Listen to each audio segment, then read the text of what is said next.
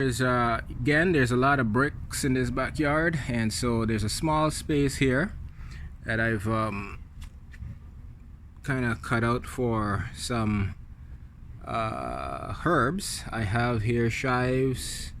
It's growing pretty nicely. I have some basil, and in between there is some lettuce as well. Very small, tiny space, but it's actually producing quite a lot, and maximizing the small space that I have to produce quite a lot. And there's another lettuce growing in between the bricks, and there again lettuce is just coming up in between the bricks. And yeah, I'm getting some produce here this summer. Pretty good, in spite of not having a lot of space.